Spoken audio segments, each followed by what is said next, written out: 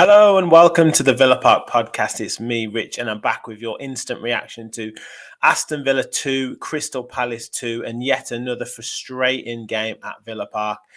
That, yes, we got a draw. Yes, we got a point. Ross Barkley rescued the point for us, but more questions, more worrying signs, more frustrations for Aston Villa in that game. Make sure you hit that like button, hit the subscribe button.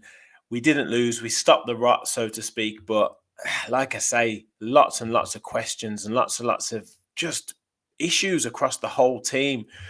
Starting lineup came out bit surprising for everyone, really. Emi Martinez in goal, Lamar Bogard at right back, Diego Carlos and Pau Torres at central defence, and Ian Matson at left back. So bit of a change at the back. Ross Barkley and Yuri Tielemans, as we expected, as that midfield two. Then John McGinn, Morgan Rogers, Leon Bailey off the right, and then Ollie Watkins up front. And it could not have got off to a worse start. And Ismaila Sarr always tends to play well against Aston Villa. We know Jean-Philippe Mateta loves playing against Aston Villa as well. And we seem to operate this high line. And Mateta and Sarr had a field day all game, really.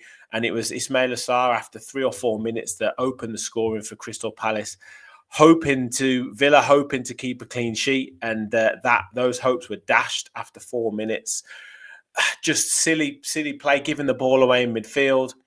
Ball goes through quickly through to Sarr, who runs through and slots it past Emi Martinez in the back of the net. And it's as easy as that. You know, it just seems so easy to slice through us at the moment. And yeah, if that wasn't a wake-up call, then I don't know what was. But again, you're thinking, right, that's 4 minutes in. There's plenty of time to get back into the game.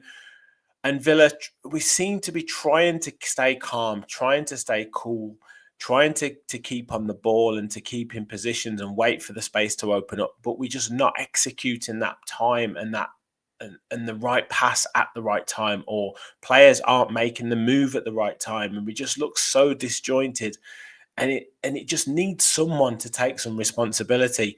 Too many times Morgan Rogers was giving the ball away. Too many times John McGinn was giving the ball away. Too many times, Yuri Tielemans was giving the ball away. And that seems to be the issue. And it spreads right throughout the team. And as soon as we give the ball away, the defense looks to be really far apart.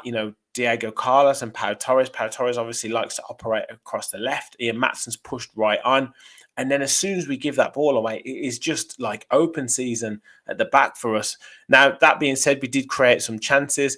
Ollie Watkins down that inside channel after being played through by Leon Bailey, cuts in and then hits the shot, and it almost goes under Dean Henderson. And he saves it. And then we do manage to get the goal. Ollie Watkins again with a lovely finish. This time the ball does break in midfield for us after Morgan Rogers gives it away, overruns it, but wins the ball back. It loops up into the air. Pau Torres plays a quick ball into midfield to John McGinn, who does see Watkins running through, plays him through nicely. Watkins rounds the keeper and slots it into the net. And you're thinking, right, go for it. That's on 36 minutes. You think, go for it, and we can really start to turn the screw, because maybe that gives them the sign that, we can start to relax in the game. Leon Bailey was getting into some nice areas. He was actually looking quite sharp. He had a really nice effort after the goal that hits the post, and he was very, very unlucky not to score. And then the key moment right on the edge of half-time, 44 minutes, ball goes into the box, and Bailey tries to challenge for it, and Will Hughes, it looks like just comes through and takes the ball, but Bailey stays on the floor. Palace go on the attack. Nothing comes of that attack, but the goal VAR tells the referee to have a look at the incident, and it does turn out that Will Hughes goes into the back, right into the ankles of Leon Bailey, and gives us a penalty. Now, you're probably expecting Ollie Watkins to take the penalty. You know, he wants goals. He scored a goal today, but Yuri Tielemans is the penalty taker. And he did come up with a stat that he's missed 3 of his last 5. And he didn't look the most convincing. He did strike it well, but it was a lovely height for the goalkeeper. And he ultimately saved it. Goes behind for a corner. And this corner issue for Aston Villa rears its head yet again. We play a stupid short corner to Bailey, then back across to Bogard. Bogard plays it across to someone else, and they try and put it in the box to Maatsen running behind. Crystal Palace head it out. Ball's cleared. Mateta plays through to Sarr. Our line is just all over the place. Tielemans is trying to run back. Bogard's trying to run back. Bogard tries to hold up Ismaila Sarr. He plays the ball across the box. It's just out of reach of Mateta, out of reach of Tielemans. But the young lad, I forget his name, Deveni at the back post, slots it past Emi Martinez on the stroke of half time. And you're thinking, how has that happened? Villa have an opportunity to go 2-1 up with a penalty, miss the penalty, have a corner, and yet again, we concede a goal from our own corner. This issue has to be sorted. Whoever is in charge of these set pieces, whether they be attacking or defensive, because they're overlapping at the moment. So I didn't see Austin McPhee too much parading around the technical area today, but he really needs to sort it out, because that is absolutely criminal. 2 games in a row we have conceded a goal from our own corner. That is just absolutely disgraceful.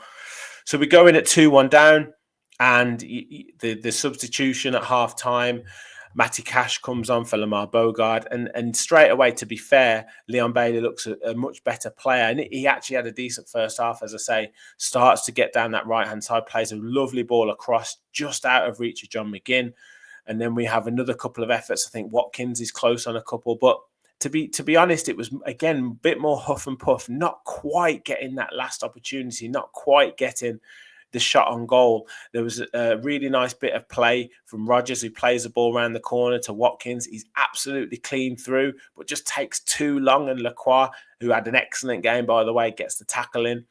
And you're thinking, the longer the game goes on, we're not going to get back into this game. We're not going to score a goal. But thankfully, we did make an opportunity. We had a corner just before that. Pau Torres, I believe, just headed it over. And then the corner after that, a couple of minutes after that, ball into the front post. Ross Barkley, lovely flicked header, 77 minutes, and we're 2-2. And you think, right, let's go on and win this game, because we have it there to win. But I think there might have been 1 or 2 tired legs out there. I think both teams maybe suffered a bit. But to be honest, it was Crystal Palace that probably looked like they were going to score right after the goal. I don't know what happened. A long ball, and Pau Torres and Diego Carlos are going for the same header.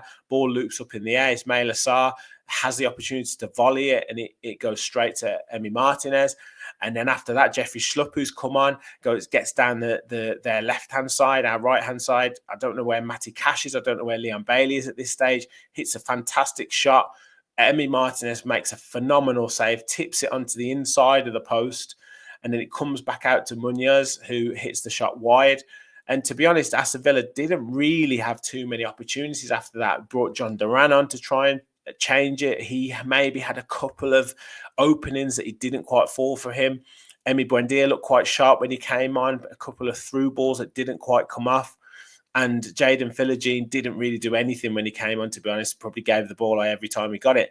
And this seems to be the issue.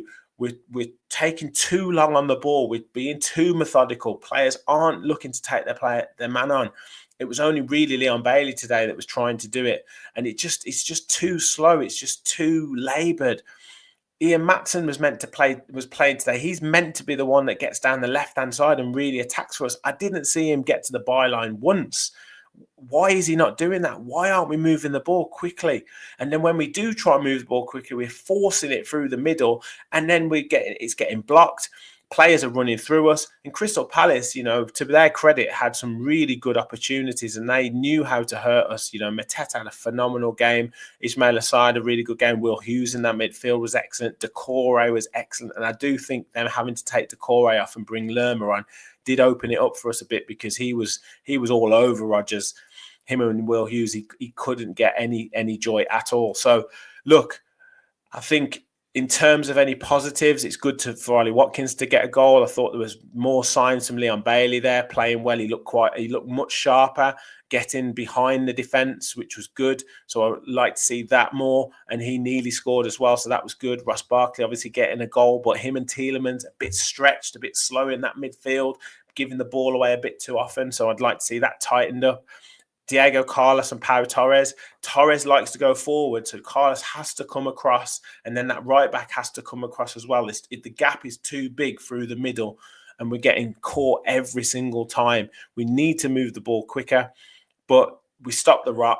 We stopped the 4 defeats in a row. We didn't make it 5 in a row. We created a fair few chances, although I don't recall Dean Henderson making a phenomenal save today. So, look, there were some signs there that were better, but it just needs to be better. We've got Juventus coming on Wednesday in the Champions League. They need to raise themselves for that. We need to get a couple of players back fit for that. And then Chelsea next week, which is going to be a really, really, really tough game. So, look, we take the positives. Watkins getting a goal, Barkley getting a goal. We didn't lose. And we go into this week, which is a big week for us. Let me know your thoughts in the comments. Who was your man of the match? I'd probably say Leon Bailey. Probably the best out of all of the players. I wasn't really too impressed with anybody else across the pitch. I thought Tielemans huffed and puffed, but too many misplaced passes. Barkley was okay at times, but again, gave the ball away a few too many times. We didn't really get Ollie Watkins involved in the game enough, although he did score and had 1 or 2 shots in the second half. I'd like to have seen him maybe take a couple more opportunities. But yeah, for me, probably just about Leon Bailey, but it was a frustrating one today, really frustrating one, because it was a game that we really, really needed to win and really should have won. But fair play to Crystal Palace. They came there with a game plan and they executed it almost to perfection. But we showed some character to get into it. Hit that like button, hit that subscribe button. We'll be back with full Lions Raw match reaction with the boys later on. And we've also got our competition winner. So you've still got a bit of time before the show. So make sure you check us out at Villa Park Pod. Follow the instructions on the tweet that's out there to win a Villa shirt. As I said, like, subscribe. And as always, remember, we'll follow the Villa.